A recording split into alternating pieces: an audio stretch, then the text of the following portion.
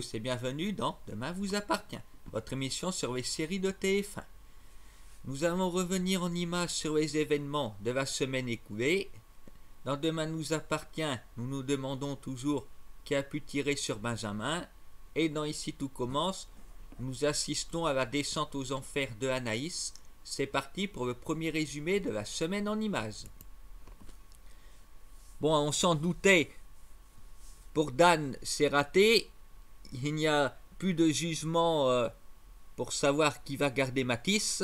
Il est avec sa mère pendant que lui est en prison.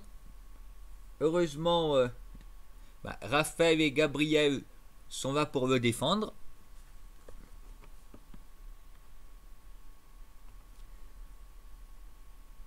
Nous savons au moins qu'il est innocent. Ce n'est pas lui qui a tiré sur Benjamin. Mais bon, la prise d'otage, voilà. Ça fait pas un bon dossier pour lui. Alma est inquiète pour Benjamin toujours dans le coma.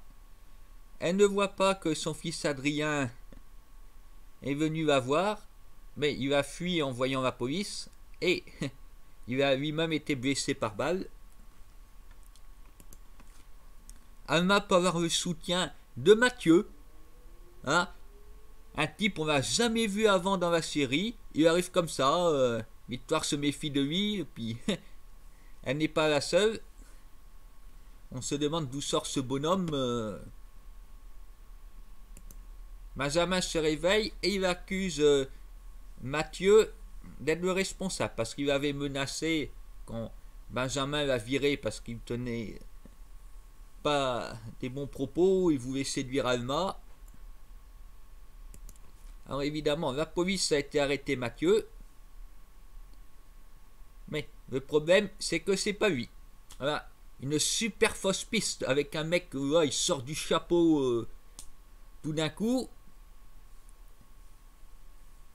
Et bon, il aura servi à rien d'autre qu'à faire perdre son temps à la police, celui-là.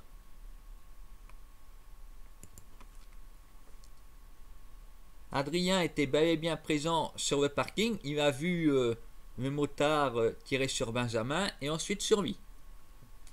Il se cache depuis, mais le responsable va retrouver au camping et a tiré sur son mobil-homme. Dans sa fuite, il va rencontrer Adam qui va convaincu de se rendre à la police. Pour ça, il va plus retrouver sa mère, il a été soigné. Mais le problème, c'est qu'il s'est fait arrêter. Voilà, nous avons appris que dans l'ONG où il travaillait, il y a eu des malversations financières et son patron lui a fait porter le chapeau. Bon, nous attendons de voir la suite. On se doute, connaissant Adrien qui est normalement innocent, tout est possible dans la série. Une fois qu'on a trouvé qui a tiré sur Benjamin, il faudra arrêter le vrai coupable. Lisa et Karim sont en train d'enquêter de façon musclée, en menaçant de tirer dans la jambe. Alors, l'homme a parlé, il a dit que la personne ayant acheté le pistolet, c'est une femme. Voilà, alors la piste se relance, on peut se dire une femme, pourquoi pas la mère de Mathis. Elle a tiré sur Benjamin pour faire accuser Dan. Elle savait qu'ils avaient une altercation. Je pense à elle. Bien que Sophie a aussi disparu du cabinet d'avocat et quelqu'un est venu fouiller, alors...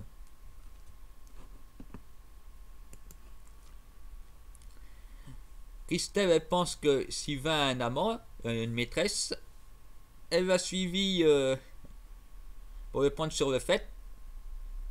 Bon, puis elle va gifler, mais... C'était une erreur, il était en train d'acheter une maison dans son dos. Enfin au moins voilà, rassuré, ils sont plus à l'hôtel, tout est bien qui finit bien, après un petit épisode comique. Marianne est venue parler de son métier au lycée, elle a fait fureur auprès des jeunes, elle a envie de revenir. Chloé a répondu pas avant l'année prochaine. Normalement il y aura d'autres professionnels. Jordan s'est finalement lancé. Il a invité Judith à venir à un concert. Elle n'a pas compris tout de suite puisqu'elle pensait qu'il était amoureux d'Emma. Mais elle n'a pas envie de se retrouver parmi la foule, alors il faudra que Jordan trouve autre chose. Nathan a demandé à Mona de le faire engager au Spoon. Bon, il en profite pour mettre son numéro de téléphone sur les additions pour les filles, maintenant qu'il est célibataire. Et une certaine Valentine va appeler. Donc, affaire à suivre, ou pas. Nous verrons bien si cette Valentine sera avec Nathan la semaine prochaine. Quant à Gabriel et Nour, ben, c'est du n'importe quoi, retour en arrière. Nour qui va recoucher avec lui. En plus, Soraya a toujours esprit mal tourné. C'est Gabriel qui s'est jeté sur toi. Non, c'est l'inverse. Bon. Que Soraya s'en souvienne. Arrête d'accuser Gabriel de tout. Je dirais ils sont aussi bêtes l'un que l'autre. Voilà. Ils font plus chier qu'autre chose. Bon. Nous n'en savons toujours pas plus sur Benjamin. Le mystère s'épaissit. C'était apparemment lui qui était visé. Et Adrien, un témoin gênant. Nous avons à présent avec du côté du AA, où là aussi il se passe pas mal de choses. Charlène est toujours furieuse de devoir obéir à Anaïs, qui s'absente parce qu'elle est en tête de préparer le dessert de son frère. Alors c'est Salomé qui gère pendant ce temps-là. Charlène au moins est honnête, elle dit que la vérité c'est Salomé qui fait tout. Le seul soutien de Anaïs c'est David, mais bon, avec un ami pareil pas besoin d'ennemis, il trouve intelligent de l'enfermer dans le noir dans la chambre froide. Il va couper le courant partout, ce qui fait que Lissandro ne comprend pas pourquoi son mixeur ne marche pas, mais il fait la bêtise de mettre le doigt dedans. Alors évidemment il s'est coupé. C'est quand même censé être un professionnel. Lissandro il est adulte, il est professeur. Il devrait savoir, il faut débrancher l'appareil avant de le bidouiller. On ne met pas son doigt là-dedans. Là c'est une sacrée faute qu'il a fait. Il a de la chance de n'avoir eu qu'une égratignure. Comme Silvio a été témoin, il va tout raconter à Tessier, qui a décidé de virer David une dizaine de jours. Enfin, lui, on met à la porte, il revient par la fenêtre, de toute façon. Le menu de Anaïs a été une réussite à une exception près. Le dessert de son frère, c'est lui auquel elle tenait tant.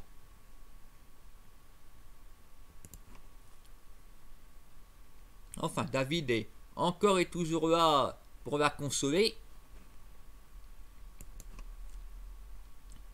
En conséquence, Lissandro a décidé de rompre avec Anaïs, ce qui était assez évident depuis un petit moment.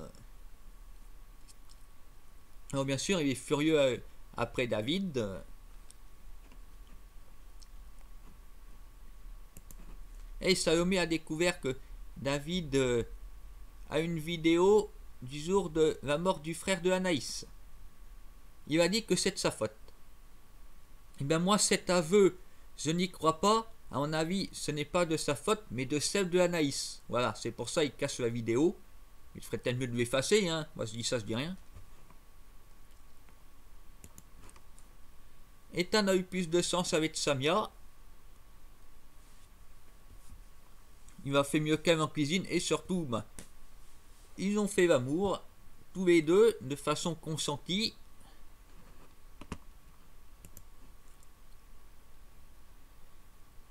Claire a prévenu Tessier que lui fait n'importe quoi. Il a donc été menacé de virer de son poste de prof s'il continue de déborder sur les horaires, d'obliger les élèves à en faire plus. Ah oui, il leur fait travailler le brasero sous le soleil. Solal a eu du mal à tenir le coup, mais finalement il a réussi. Et il a défendu Louis. Tout le monde dit que c'est un bon professeur. Comme quoi, malgré des méthodes dures, qu'on ne lui connaissait pas avant, faut dire, c'est quand même efficace.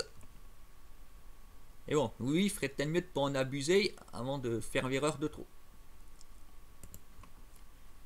Kelly a demandé à Tony de faire un test de paternité qui s'est avéré négatif. Il y a eu le résultat très vite. Le lundi, elle demande le test, le mardi, elle a le résultat. Je suis étonné que ce soit aussi rapide. Elle en avait déprimé et elle veut connaître son véritable père, un certain Thomas. Est-ce que ce serait Thomas Delcourt?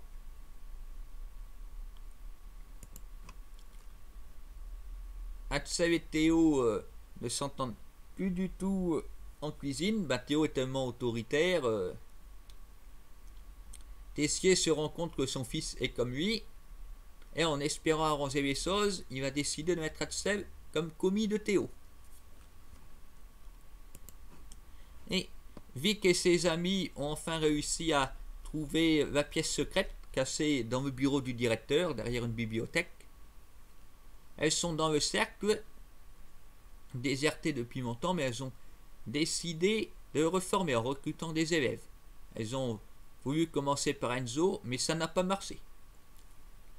Il faudrait peut-être le faire entre première année, demander à Ethan, qui a un bon élément.